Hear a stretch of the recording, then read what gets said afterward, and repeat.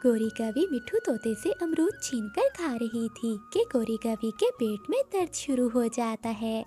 ओए गंदे मोटी चोंच वाले, क्या मिलाया है इस अमरूद में? मेरे पेट में बहुत दर्द हो रहा है। गौरी, जब दूसरों के फल चोरी करके खाओगी तो पेट में तो दर्द होगा। गोरी कवि के पेट में बहुत दर्द था। वो जल्दी से अपने घर जाती है। थोड़ी ही देर बाद गोरी कवि अपने घोंसले में एक अंडा दे देती है।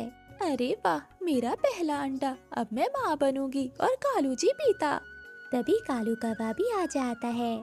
कालू जी देखो, मैंने अंडा दिया है। गौरी, अब मैं पिता बनूंगा और तुम माँ। कालू जी, हमारा घर तो टूटा हुआ है। अगर ये छत नीचे गिर गई तो हमारा अंडा तो टूट जाएगा। गौरी, चिड़िया का लकड़ियों का पक्का घर है। क्यों ना कुछ दिनों के लिए तुम चिड़िया के घर रहने चली जाओ। हमारा पहला अंडा है। मैं नहीं चाहता कि हमारे बच्चे को कुछ हो। ठीक है कालू जी, आप मुझे मेरा दाना पानी चिड़िया के घर ही दे जाया करना। मैं रानू चिड़िया के घर ही चली जाती हूँ। गोरी कवि अपना अंडा उठाती है और रानू चिड़िया के घर चली जाती है। वो चिड़िया के दरवाजे पर दस्तक देती है। रानू चिड़िया बाहर आती है। गोरी, आहिस्ता आहिस्ता दस्तक दो, मेरे बच्चे सो रहे हैं। सॉरी सॉरी चिड़िया, तुम्हें तो मालूम है मेरा घोंसला टूटा हुआ है। देखो चिड़िया, मैंने आज पहला अंडा दिया है। मेरा दिल बहुत डर रहा है। अगर हमारा घर टूट गया तो मेरा अंडा भी टूट जाएगा। तो गोरी बहन कालू से कहें कि आपके घर की मरम्मत कर ले। वो मेरी कहाँ सुनता है। चिड़िया, मैं अपना अंडा लेकर तुम्हारे घर रहने के लिए आई हूँ। गोरी कवि की बात सुनकर रानू चिड़िया परेशान हो जाती है और चुप कर जाती है। चिड़िया, परेशान क्यों हो रही हो? जब मेरा बच्चा अंडे से निकलेगा तो मैं यहाँ से चली जाऊंगी। ठीक है गोरी।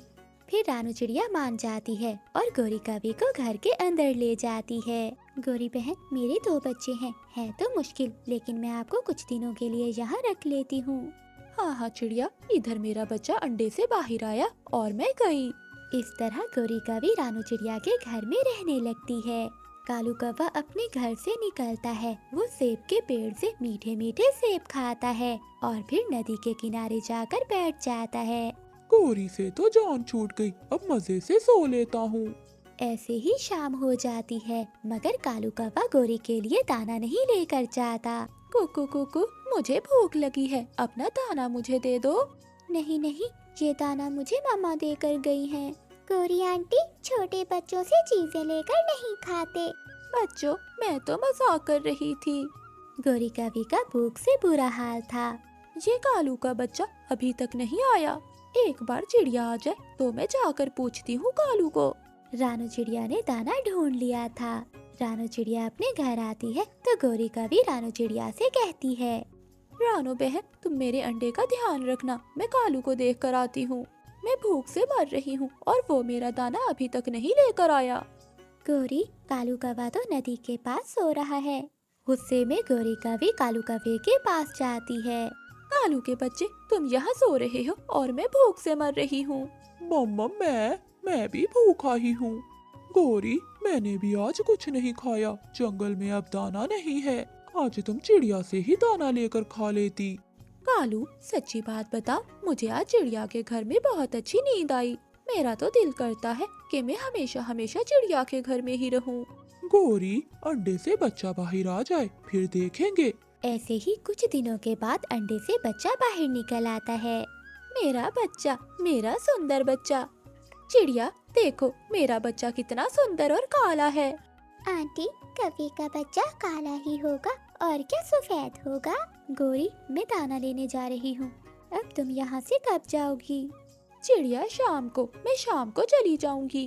रानू चिड़िया वहाँ से चली जाती है और बच्चे खेलने लग जाते हैं। गोरी कवि का बेटा सोया हुआ था। कुकू और चिड़िया, चुप कर जाओ, आराम से बैठ जाओ, मेरा बेटा सो रहा है। आंटी, क्या हम अपने घर में खेलें भी ना? गुड़िया, हम खेलेंगे। वो दोनों बच्चे फिर से खेलने लग जाते हैं। गोरी कवि को गुस्सा आ जाता है और वो कुकू के एक पंख मारती है। मैं अभी जाकर मम्मा को बताता हूँ। जाओ जाओ, बताओ अपनी माँ को। फिर वो दोनों बच्चे रोते हुए घर से निकल जाते हैं। मम्मा, मम्मा, मुझे मारा, उस गोरी आंटी ने मुझे मारा। गोरी ने मारा, मगर क्यों? मम्मा, हम दोनों बहन भाई खेल रहे थे कि गौरी आंटी आकर हमें मारने लगी। मैं जाकर देखती हूँ उस काली कवि को, मेरे घर में ही आकर मेरे बच्चों को मारती है। रानू चिड़िया अपने बच्चों को लेकर घर जाती है। घर का दरवाजा अंदर से बंद था। रानू चिड़िया दरवाजे पर दस्तक देती है। अंदर से कालू कौवा बाहर आता है। हाँ चिड़िया, बताओ किससे मिलना है?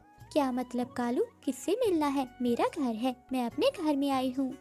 चिड़िया, ये घर अब हमारा है, जाओ जो कुछ करना है कर लो। अब मेरा बेटा और मेरी पत्नी इस घर में है और ये घर हमारा है।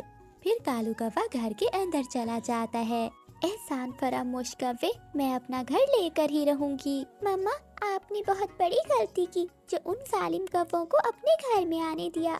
बेटी, मुझे क्या पता था कि वो हमारे घर पर कब्जा ही कर लेंगे। फिर वो दोनों अपने घर के पास एक पेड़ पर जाकर बैठ जाते हैं। रात हो जाती है। उसी पेड़ पर बच्चे रानू चिड़िया के साथ सो जाते हैं। बहुत भूख लगी हुई है, रात में अब मैं शिकार कहाँ से ढूंढूंगी। वो चील जा रही थी कि उसे रानू चिड़िया का घर दिखाई देता है। खिड़की खुली हुई थी। चील खिड़की के रास्ते अंदर आ जाती है। वो कौवों का परिवार सोया हुआ था। चील चुपके से गौरी के बेटे को खा जाती है और गौरी कवि के ऊपर बैठ जाती है। चच्चा चील, चील, कालू जी उठो, देखो चील। कालू कौवा उठ जाता है और वहाँ से भागता है, मगर वो चील गौरी कवि को मार देती है। बचाओ, कोई बचाओ, कोई मेरी पत्नी को बचाओ। शोर सुनकर रानू चिड़िया आ जाती है। चिड़िया चिड़िया, घर में चील आ गई है, वो गौरी को मार देगी। चलो कौवे, हम दोनों चलकर चील का मुकाबला करते हैं। अरे ये क्या, ये तो पक्षियों की आवाजें हैं और मैं अकेली हूँ, मैं उनका मुकाबला नहीं कर सकती, मुझे अभी भागना होगा। और वैसे भी आज तो मेरा पेट भर चुका है। चिड़िया और कालू कौवा आते हैं तो चील वहाँ से भाग जाती है। कालू कौवे की पत्नी और बेटा मर जाते हैं। अब कालू कौवे के पास कुछ भी नहीं बचा था। मेरा बेटा, मेरी गौरी पत्नी, सब खत्म हो गया। चिड़िया, सब खत्म हो गया। कौवे, ऊपर वाले ने मुझे इस चील से बचाना था, इसलिए आज मुझे घर से दूर रखा। चिड़िया, हमारे किए की सजा हमें मिल गई। रोता हुआ कालू कौवा वहाँ से चला जाता है। फिर रानू चिड़िया मरी हुई गौरी कवि को बाहर फेंक देती है और अपने बच्चों को कहती है, बच्चों अब घर आ जाओ, जुल्म अपने अंजाम को पहुँचा। अब ये घर हमारा है। जंगल में बरगद के पेड़ पर तोता और तोती का एक जोड़ा रहता था। वो दोनों एक दूसरे से बहुत प्यार करते थे। एक दिन हरियाली तोती ने 3 अंडे दिए। ऊपर वाले का बहुत बहुत धन्यवाद। हरियाली, आज पहली बार तुमने 3 अंडे दिए हैं।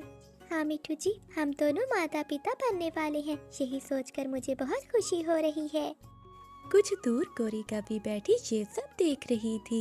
मुझे भी ये सोचकर बहुत खुशी हो रही है कि मैं इन 3 अंडों को खाऊंगी, मुझे बहुत मजा आएगा। तभी रानू चिड़िया तोतों के पास आती है। अरे वाह हरियाली, तुमने तो 3 अंडे दिए हैं, इसका मतलब है मैं मौसी बनने वाली हूँ। हाँ रानू बहन, तुम जल्दी मौसी बनने वाली हो। मिठू भैया, घने जंगलों में एक मैंने अमरूद का पेड़ देखा है, उस पर बहुत पके पके हुए मीठे अमरूद हैं। सोचा तुम दोनों को भी बता दूं। क्या कहा? मीठे अमरूद? वो तो हम दोनों के बहुत फेवरेट हैं। चलो चिड़िया, हम दोनों तुम्हारे साथ चलते हैं। वो दोनों अपने अंडों को छोड़कर रानू चिड़िया के साथ चले जाते हैं। तभी गौरी कवि मुंह में पानी लिए घोंसले के पास पहुंची। हम दोनों माँ बाप बनेंगे, बहुत खुशी होगी। और हाँ, मैं मौसी बनूंगी, बहुत खुशी होगी। बड़े आए माँ बाप और मौसी बनने वाले। मैं तो अभी इन अंडों को खाकर इन सब के सपनों को तोड़ने वाली हूँ। ऐसा कहते हुए गौरी कवि ने एक एक कर अंडों को खा लिया। अरे वाह वाह, कितने स्वादिष्ट अंडे हैं। आज तक कितने ही अंडे खाए हैं, मगर इस तोती के अंडों में तो अलग ही स्वाद है। थोड़ी देर बाद मिठू तोता और हरियाली तोती अपने घोंसले में आ जाते हैं, मगर वो अपने घोंसले को खाली पाते हैं। मिठू जी, मेरे अंडे कहाँ गए? हरियाली, लगता है किसी दुष्ट पक्षी ने हमारे अंडे खा लिए हैं। हरियाली तोती रोने लगती है और मिठू तोता भी उदास हो जाता है। दूसरी ओर गौरी कवि आज बहुत खुश थी। सारी रात मिठू तोता और हरियाली तोती को नींद नहीं आई। अगली सुबह हो जाती है। चलो हरियाली, कुछ भोजन ढूंढने चलते हैं, उसके बाद तुम फिर से अंडे देना। ऐसे कब तक तुम उदास रहोगी? मिठू जी, अगर फिर से अंडे देने के बाद कोई उन्हें खा गया तो मैं अपने आप को कैसे संभालूंगी? ये सोचकर मिठू तोते ने कुछ सोचा और वो पास की नदी से अंडों जैसे पत्थर उठा लाया। वो दोनों पत्थर के अंडों को अपने घोंसले में रख देता है। हरियाली, ये पत्थर अंडों जैसे हैं, अब हमें पता चल जाएगा कि कौन चोर है। ठीक है मिठू जी, देखते हैं क्या होता है। फिर वो दोनों वहाँ से चले जाते हैं और एक पेड़ के पीछे छुपकर देखने लगते हैं। उसी समय गौरिका भी नींद से जागती है। गुड मॉर्निंग एवरीवन, मगर यहाँ तो कोई नहीं जिसे मैं गुड मॉर्निंग कहूँ। गौरिका भी अपने घोंसले से बाहर आती है। तभी उसकी नजर सामने दो अंडों पर पड़ती है, जिसे देखकर गौरिका भी का मुंह खिल उठा। गौरिका भी जल्दी जल्दी मिठू तोते के घोंसले के पास जाती है। आज तो ये सुबह सुबह मेरे लिए अंडे छोड़कर चले गए, कितनी फिक्र है मेरी। गौरिका भी जैसे ही पत्थरों को चोंच मारती है तो उसकी चोंच टूट जाती है। अरे बाप रे, ये तो पत्थर है। वो मोटी चोंच वाले बड़े होशियार निकले, मगर कोई बात नहीं, अगली बार मैं चौकन्नी रहूंगी। ऐसा कहते हुए गौरिका भी वापस अपने घोंसले में चली जाती है। मिठू जी, ये तो गौरिका भी है, भला अब हम इससे क्या मुकाबला करेंगे? मुझे तो लगता है कि अब हमें माँ बाप बनने की उम्मीद छोड़ देनी चाहिए। हरियाली, कोई हमसे ज्यादा ताकतवर और दुष्ट है तो क्या हम उसे हरा नहीं सकते? हमें कुछ सोचकर उपाय निकालना होगा। फिर मिठू तोता कुछ सोचता है। हरियाली तोती और मिठू तोता वहाँ से चील के पास जाते हैं। चीलती, आपकी जान को खतरा है। अरे मिठू, ये तुम क्या बोल रहे हो? भला मेरी जान को किससे खतरा हो सकता है? एक कवि बहुत खतरनाक है, अब तक उसने कितने ही पक्षियों को मार दिया है और मैंने सुना है कि वो कह रही थी कि चील तो एक पंख की मार है। और मैंने ये भी सुना है कि वो कह रही थी कि चील की गुफा में घुसकर मारूंगी। क्या वो काली कवि? ठीक है मिठू, जाओ तुम उसे ले आओ, मैं गुफा के अंदर ही उसका इंतजार करूंगी। आज देख ही लेते हैं कि कौन किसको मारता है। ठीक है चील दी, मैं कल उसे यहाँ ले आऊँगा। फिर वो दोनों वहाँ से चले जाते हैं। मिठू जी, आपने चील से झूठ क्यों बोला? मुझे कुछ भी समझ नहीं आ रहा। वो कवि की नियत ही उसकी कमजोरी है, हम उसकी कमजोरी का फायदा उठाने वाले हैं। हरियाली, जो मैं कहता हूँ उसे ध्यान से सुनना। ये कहते हुए मिठू तोते ने हरियाली तोती को कुछ समझाया।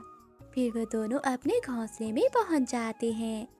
आज रात मैं सोने वाली नहीं हूँ, सुबह जब ये अंडे देंगे तो मैं इनके अंडे खाकर ही दम लूंगी। सारी रात गौरिका भी उन दोनों पर नजर रखती है। अगली सुबह हरियाली तोती मिठू तोते से कहती है, मिठू जी उठिए, मुझे अंडे देने हैं। हरियाली, उठ रहा हूँ, क्यों चिल्ला रही हो? क्या कहा इसने कि अंडे देने जाना है? मिठू जी, वैसे आपका आइडिया बहुत अच्छा था कि अंडों को घोंसले में नहीं बल्कि गुफा में देना चाहिए। अभी तक उस गुफा के अंदर हमारे 9 अंडे जमा हो चुके हैं और अभी मैं 2 और देकर आऊंगी। ओहो, अब तो इन दोनों ने गुफा के अंदर अंडे देना शुरू कर दिया है। 9 अंडों का सुनकर मेरे मुंह में तो पानी आ रहा है। आज तो समझो मेरी पार्टी हो जाएगी। वो दोनों पति पत्नी गुफा के अंदर जाते हैं तो गौरिका भी उनके पीछे पीछे जाती है। अरे गुफा में तो बहुत अंधेरा है, कहाँ ढूंढूं मैं अंडों को? मुझे बहुत भूख लगी हुई है, आज तो जी भर कर खाऊंगी अंडे। गौरिका की आवाज सुनकर चील वहाँ आ जाती है। चील को अपने सामने देखकर गौरिका की तो हवा निकल जाती है।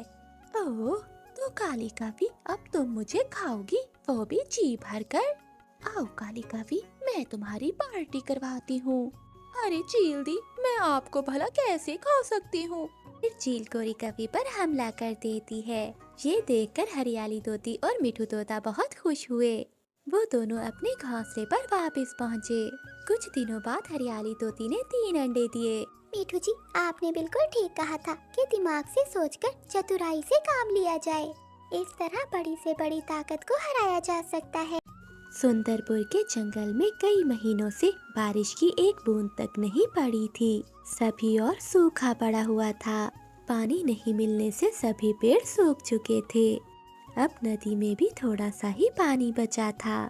एक दिन सभी पक्षी पानी की समस्या दूर करने के लिए इकट्ठे होते हैं।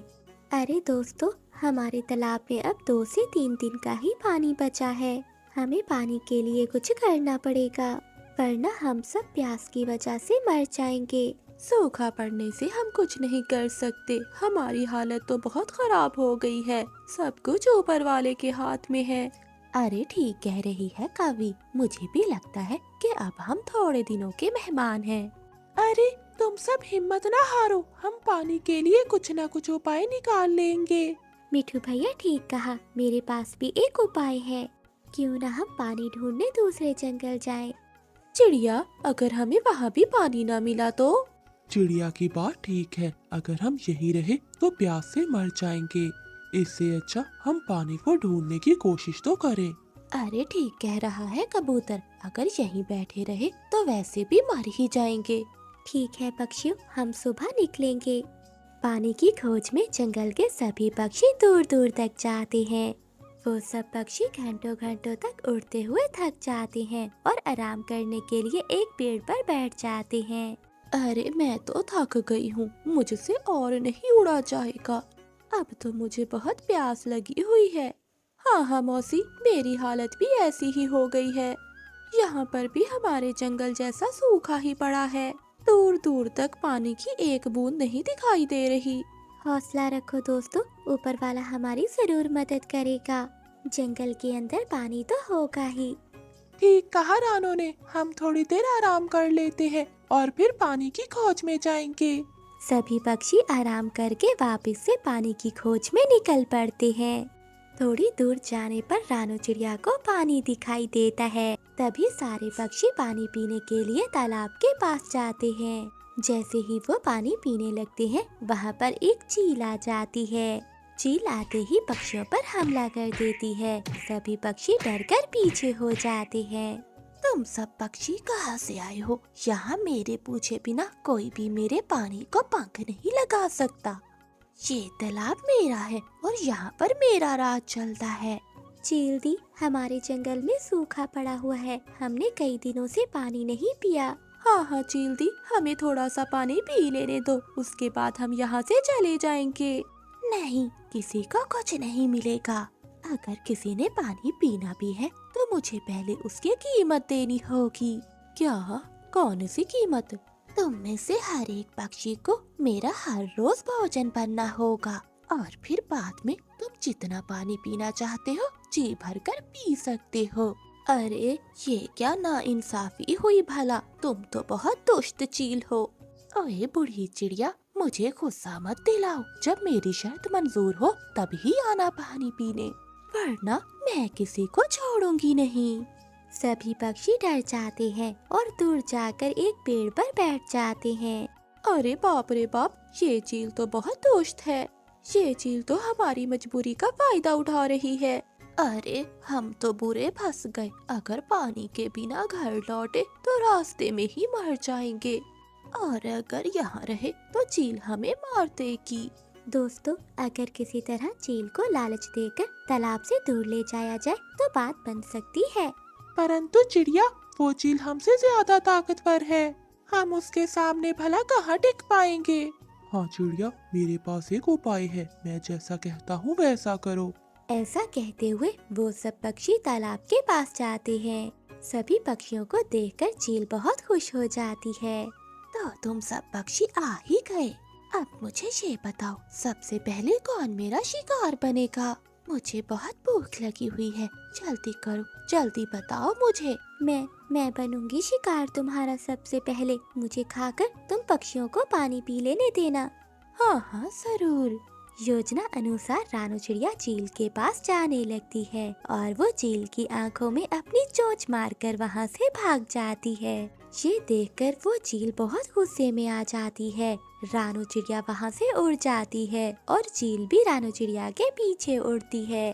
रानू चिड़िया एक गुफा के पास चली जाती है और योजना के अनुसार वो गुफा के अंदर जाती है। वो अंदर जाकर छुप जाती है। वहीं चील भी रानू चिड़िया के पीछे गुफा के अंदर आ जाती है। फिर सभी पक्षी भी गुफा के पास आ जाते हैं। गुफा के अंदर बहुत अंधेरा था।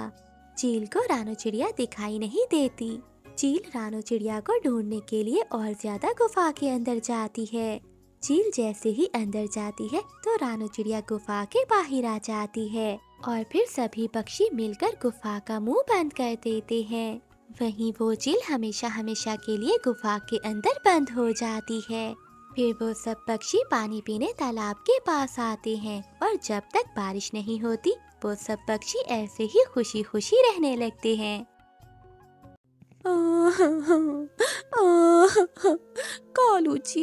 कालू जी, आप मुझे क्यों छोड़कर चले गए? अब मैं किसके सहारे जीऊंगी? गौरी कवि के आंसू देखकर जंगल के सभी पक्षी उसे नफरत से देखते हैं।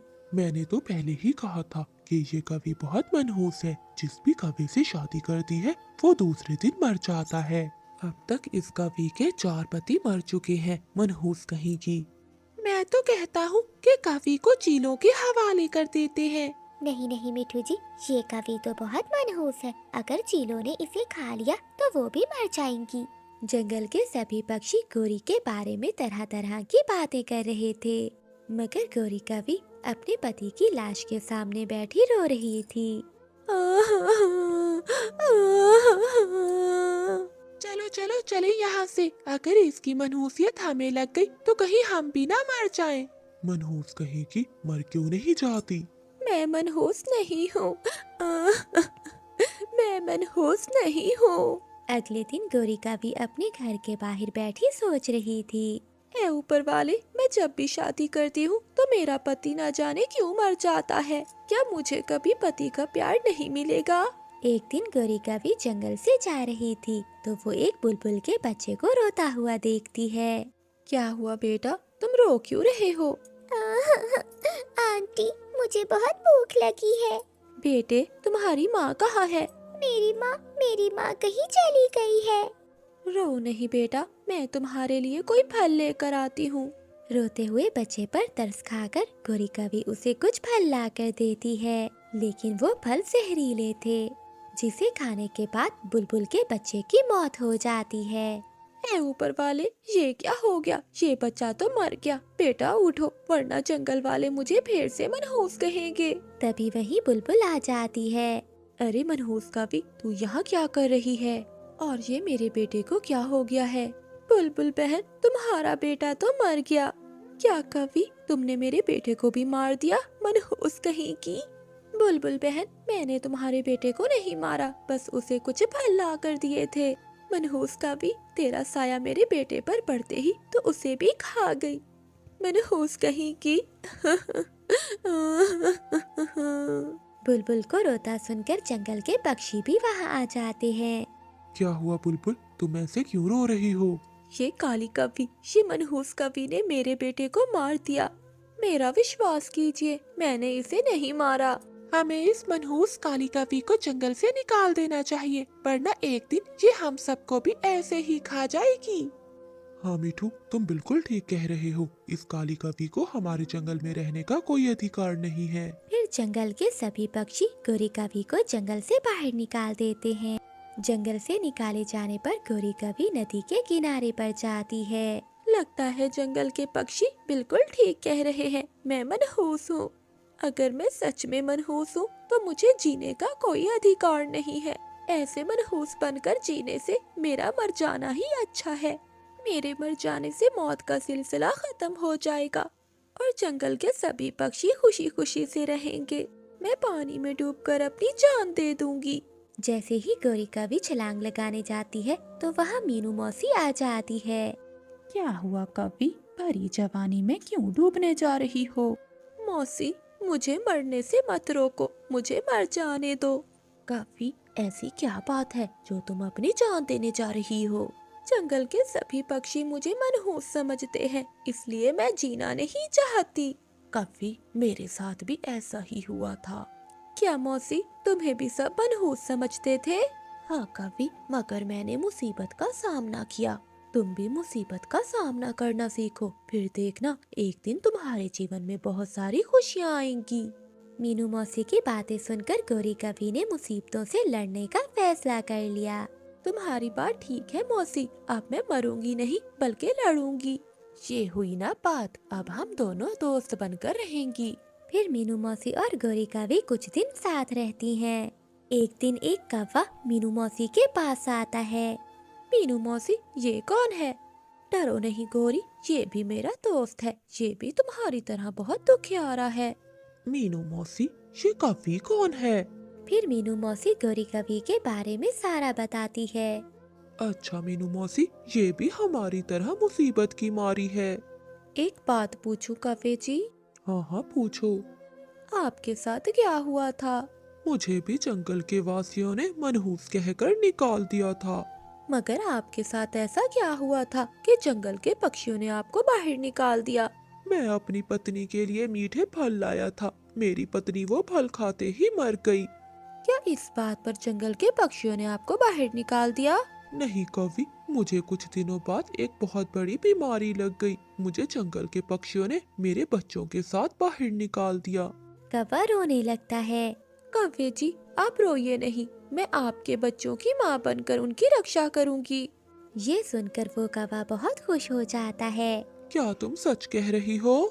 हाँ कवि जी, हो सकता है आपके बच्चों के लिए ही मुझे नया जीवन मिला हो। फिर कौवा गौरी कवि को साथ लेकर अपने बच्चों के पास आता है। देखो बच्चों, तुमसे मिलने कौन आया है? पापा, ये कौन है? बच्चों, ये आज से तुम्हारी माँ है। बच्चे ये सुनकर बहुत खुश हो जाते हैं। फिर गौरी कवि कौवे के बच्चों की माँ बनकर रक्षा करती है। एक दिन गौरी कवि अपने बच्चों को लेकर नदी पर जाती है। तभी वहाँ एक चील आ जाती है। अरे वाह वाह, आज तो छोटे छोटे बच्चे, इनका मांस बहुत ही नरम होगा। रुक जाओ चील, ये मेरे बच्चे हैं, इन्हें पंख मत लगाना। अरे वाह कवि, तुझ में इतनी हिम्मत कि तू मेरा मुकाबला कर सके। तभी गौरी का पति भी वहाँ आ जाता है। गौरी, तुम बच्चों को लेकर यहाँ से जाओ, मैं मुकाबला करता हूँ। गौरी कवि अपने बच्चों को लेकर वहाँ से जाती है। तभी चील कौवे पर हमला करती है। कौवा पहले से ही बहुत बीमार था, वो एक बार में ही मर जाता है। कौवे को मारकर चील गौरी कवि के पीछे जाती है और उन्हें रोक लेती है। अरे कवि, क्या तू मुझे उस कौवे से डराएगी जो मेरे एक वार से ही मर गया है? मैं सच में बहुत मनहूस हूँ। तुम्हारे पापा के जीवन में आते ही मैं उसे खा गई। नहीं मम्मा, पापा को बहुत बड़ी बीमारी थी। आपके कारण तो वो तड़प तड़प कर नहीं मरे। मम्मा, आप मनहूस नहीं हो, आपके कारण तो हमने जीवन में खुशियाँ देखी हैं। ठीक है बच्चों, अगर हम यहाँ से जिंदा बच गए तो मैं समझूंगी कि मैं मनहूस नहीं हूँ। हाँ माँ, देख लेना, हम जरूर जिंदा जाएंगे क्योंकि आप मनहूस नहीं हो। बस बहुत हो गया, अब मुझे बहुत भूख लगी है। चील कौवे के परिवार पर हमला करने ही वाली थी कि वहाँ मीनू मौसी आ जाती है। मीनू मौसी आते ही चील की आंखों में चोंच मारती है, जिससे चील को कुछ भी नजर नहीं आता और वो दर्द से चीखती हुई वहाँ से चली जाती है। फिर गौरी कवि और उसके बच्चे बच जाते हैं। अब गौरी कवि को मालूम हो गया था कि वो मनहूस नहीं है। गौरी के जंगल वाले पक्षी आकर गौरी कवि को वापस उसके जंगल ले जाते हैं, जहाँ वो अपने परिवार के साथ खुशी का जीवन गुजारने लगती है। गौरी कवि काली ऐनक लगाए नदी के पास बैठी हुई थी। तभी उड़ता हुआ कालू कौवा वहाँ आ जाता है। कवि, सुंदर कवि, तुम बहुत सुंदर लग रही हो।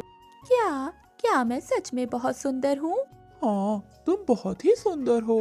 काले काले पंख, लंबी लंबी टांगे, तुम ही तो मेरे सपनों की शहजादी हो। कव्वे, तुम भी बहुत सुंदर हो। क्या तुम्हारे पंख भी मेरी तरह काले हैं? हा हा हा हा हा, देख लो, देख कर बताओ। हाँ हाँ, देख रही हूँ, तुम भी मेरी तरह बहुत सुंदर हो। मेरी तरह काले काले पंख और बड़ी सी लंबी चोंच। तुम ही मेरे सपनों के शहजादे हो। मैं तुमसे शादी करना चाहता हूँ, क्या तुम करोगी मुझसे शादी? हाँ, मगर तुम्हें मेरी माँ से इजाजत लेना होगी, फिर ही मैं करूँगी तुमसे शादी। मैं मना लूंगा तुम्हारी माँ को। फिर कालू कौवा वहाँ से चला जाता है। थोड़ी देर बाद गोरी कौवे की माँ वहाँ आ जाती है। बेटी अब घर चलो, यहाँ क्यों बैठी हुई हो? माँ मैं देख तो नहीं सकती मगर महसूस तो कर सकती हूँ। मुझे यहाँ बैठना बहुत अच्छा लगता है। फिर बूढ़ी कौवी अपनी अंधी बेटी को लेकर घर चली जाती है। माँ मैं शादी करना चाहती हूँ। बेटी कौन करेगा तुमसे शादी, तुम तो देख नहीं सकती हो और घर के भी कोई काम नहीं कर सकती हो। माँ एक कौवा मिला था मुझे आज, उसने मुझे पसंद कर लिया है, वो शादी करना चाहता है मुझसे। क्या तुमने उसे बताया कि तुम देख नहीं सकती हो? नहीं माँ, इस बार मैं पहले नहीं बताऊंगी, शादी के बाद खुद ही पता चल जाएगा। दूसरे दिन कालू कौवा सुबह सुबह तैयार होता है और अपने घर से निकलकर गोरी कौवी के घर जाता है। गोरी मैं आ गया, माँ कहाँ है? मैं तुम्हारी माँ से शादी की इजाजत लेने आया हूँ। कौवे जी क्या तुम करोगे ना मुझसे शादी और मेरी माँ को मना लोगे ना?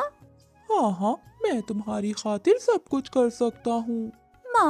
माँ यहाँ आओ, कोई आपसे मिलने आया है। बूढ़ी माँ अंदर से आती है।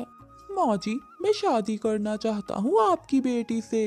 बेटे अगर तुम्हें मेरी बेटी से शादी करनी है तो बाग से पहले मेरे लिए मीठे मीठे अमरूद लेकर आओ, फिर ही मैं करूँगी शादी अपनी बेटी की। मैं लाऊंगा, मैं गोरी जी के लिए कुछ भी करूँगा। फिर कालू कौवा वहाँ से उड़ता है। माँ आपने कालू को अमरूद लेने क्यों भेज दिया है? बेटी तुम तो अंधी हो, तुम दाना नहीं ला सकती। मैं देखना चाहती हूँ क्या ये कौवा तुम्हारा पेट भी भर सकता है।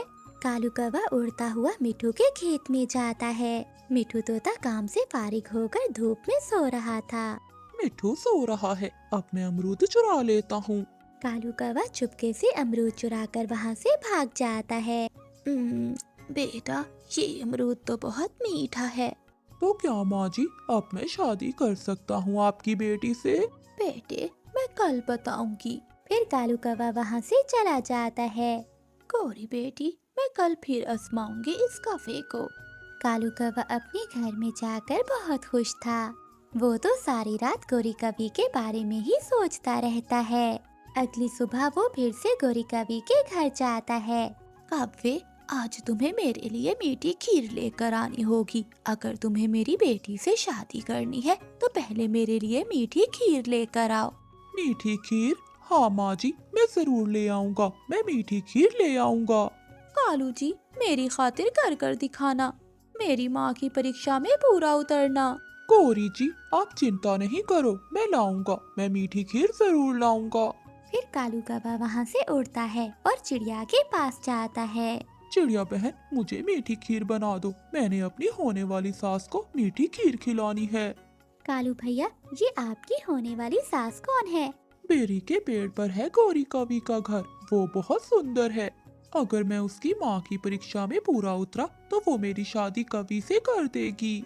कालू भैया आजकल धोखा भी हो जाता है, अच्छी तरह से जांच कर लेनी थी आपने। नहीं नहीं चिड़िया, मैंने सारी जांच कर ली है। वो कवि बहुत खूबसूरत है और सुंदर भी है, नीली नीली आंखें हैं उसकी। फिर रानू चिड़िया कालू कौवे के लिए मीठी खीर बनाती है और उसे दे देती है। कालू कौवा मीठी खीर लेकर गौरी कौवे के घर जाता है।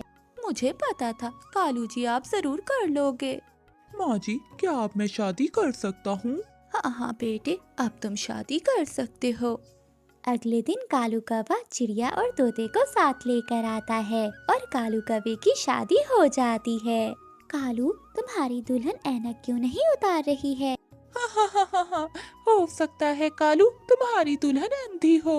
मिट्ठू मैं तुम्हारी चोंच तोड़ दूंगा, चुप कर जाओ, अगर किसी ने सुन लिया तो।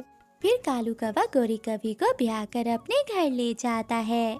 कालू जी ये घर तो बहुत सुंदर है और बड़ा भी। ये कवि पागल है, मेरे टूटे हुए घर को सुंदर कह रही है। हाँ हाँ मेरा घर बहुत सुंदर है, मेरी माँ ने बनाया था। गौरी जी अब ये ऐनक उतार भी दो, क्या तुम ऐनक रात को भी लगाती हो? नहीं नहीं कालू जी, मैं तो बस सोने के समय ही ये ऐनक उतारती हूँ। गौरी कवि की इस बात से कालू कवि को शक पड़ जाता है और वो उड़कर दूसरी जगह जाकर बैठ जाता है। पति जी, मैं घर का ध्यान रखूंगी और तुम दाना ले आया करना। मैं और कोई काम नहीं कर सकती। माँ ने शुरू से ही मुझे कोई काम नहीं करने दिया। कालू कौवे की दुल्हन दूसरी तरफ देखकर बातें किए जा रही थी। इसका मतलब ये कवि अंधी है। मैं यहाँ हूँ, वहाँ नहीं। अपनी ऐनक उतार दो, मुझे सब मालूम हो गया है। आखिर कब तक तुम ये छुपाओगी? पति जी, मुझसे कोई शादी नहीं करता था, इसलिए मैंने इतनी बड़ी बात आपसे छुपाई। हा, कोरी, अब ये ऐनक उतार दो।